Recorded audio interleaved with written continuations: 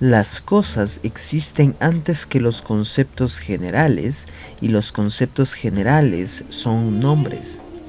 Es así como las diversas ediciones del Diccionario Filosófico de Rosenthal definen las tesis sostenida por la escuela del nominalismo, corriente en la filosofía medieval, cuya afirmación central radicaría en que realmente solo existen las cosas individuales con sus respectivas cualidades también individuales, y que los conceptos generales creados por nuestro raciocinio sobre estas cosas no solo no existen independientemente de las cosas, sino que tampoco reflejan sus propiedades o cualidades.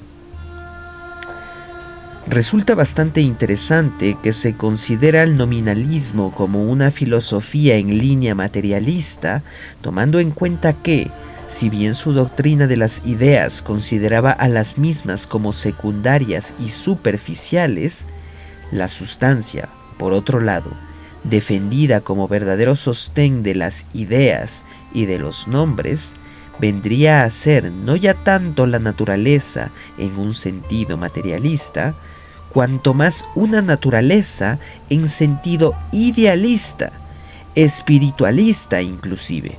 Esto es, un sentido totalmente deísta. De tal forma que, si bien los nombres generales solo son originados por nombres de cosas particulares, tales particularidades solo pueden darse en Dios como condición necesaria. ¿Acaso podemos explicar esto en el hecho de que evidentemente una doctrina explícitamente materialista habría supuesto una afrenta contra el catolicismo imperante? Por ello, las vertientes materialistas debían ser reducidas y encubiertas.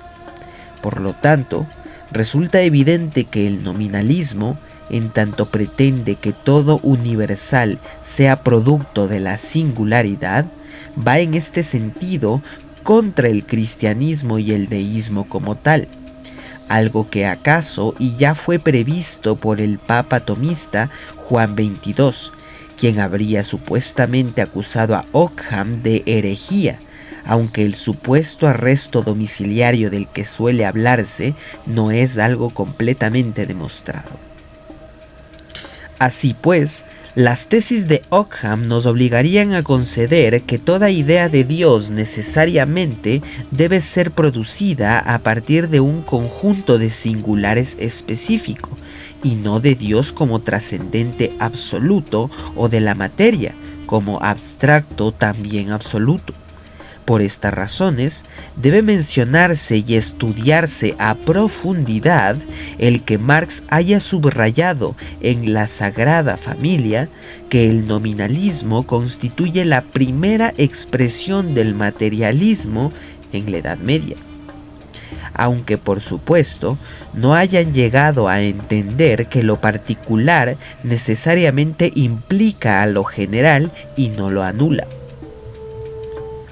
Opuestos al realismo medieval y según los autores también al universalismo, en el diccionario de Rosenthal nos encontramos como referencias clásicas de este movimiento a Rossellino, Duns Scoto y Ockham, aunque es a partir de la edición del 59 que se incluye a Berkeley como otro representante más de esta corriente, aunque matizando que sus ideas del nominalismo fueron desarrolladas sobre una base idealista.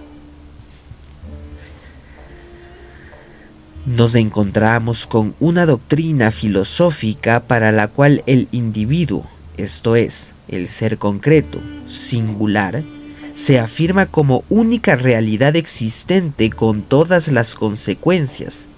A partir de esto se deriva un resultado bastante interesante. Todas aquellas pruebas de la existencia de Dios que se apoyen en lo universal quedarán invalidadas a partir de este principio. En perspectiva general, podemos afirmar que estos lineamientos conducen hacia una simplificación que es fácilmente identificable con la tradicional navaja de Ockham. No hay que multiplicar los entes sin necesidad. Ockham opera una serie de estrategias en contra de la realidad de los universales que resulta en verdad impresionante.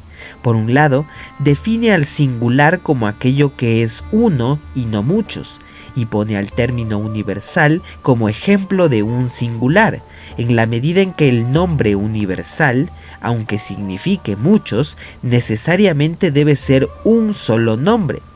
Por otro lado, también define al singular como lo que no tiene aptitud natural para ser signo de muchos, y así ningún universal es singular. Ahora bien, el que lo universal sea un nombre singular, pero que signifique a muchos, es entendido como prueba de que lo universal no existe, pues un nombre singular debería significar otros nombres también singulares, y no una infinidad abstracta de nombres, esto es, al universal, lo absoluto.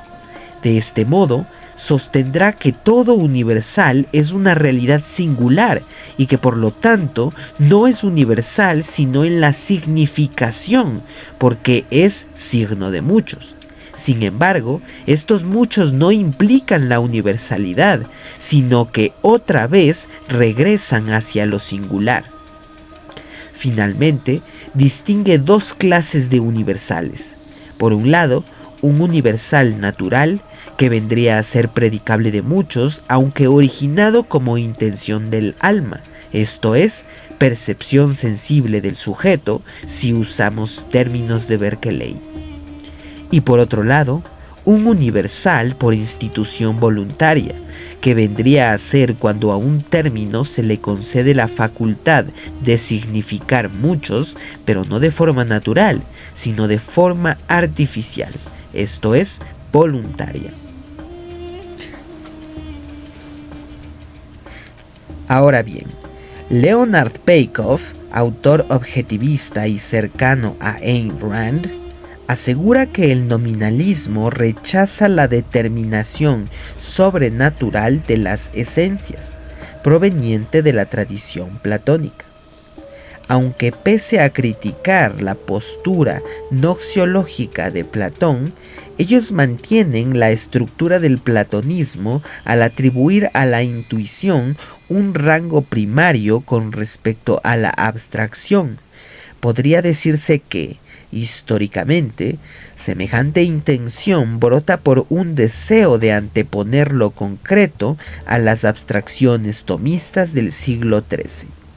Así pues, podría decirse que los nominalistas transfieren la determinación de las esencias desde el reino divino a la provincia del capricho humano. Esto es, proponen a la mente humana como verdadero determinante de las esencias. En palabras del autor mencionado, el avance de los nominalistas sobre Platón consistió en secularizar su teoría, pero secularizar un error sigue siendo cometerlo. Para los críticos del nominalismo, a saber, los objetivistas seguidores de Rand, su mayor deficiencia puede encontrarse en la idea de definición con la cual trabajan. Mientras que, tradicionalmente, el objetivo de una definición era mantener un concepto diferente a todos los demás, para así mantenerlo conectado a un grupo específico de existentes, en el caso del nominalismo, es precisamente esa conexión la que es cortada. En cuanto un concepto es definido, deja de designar a existentes, pasando a designar, en vez de eso, solo a las características definitorias. Desde la perspectiva nominalista, el proceso de definir un concepto es un proceso de desconectar el concepto de sus referentes y de evadir sistemáticamente lo que uno sabe sobre sus características. La definición, justamente la herramienta que está diseñada para promover la integración conceptual, se convierte en un agente de su destrucción, en un medio de desintegración. En España, el nominalismo no se conocía pese a llevar 2 siglos de vida en Europa. En París, durante el siglo XV, imperaba plenamente el nominalismo. Sin embargo, solo a fines del siglo XV y principios del XVI empieza a penetrar en España este movimiento. En la Enciclopedia de la Cultura Española del año 1967 se define al nominalismo como un movimiento de reacción contra los excesos abstraccionistas anteriores, contra las disputas interminables, formalísticas y puramente verbales de la escolástica decadente.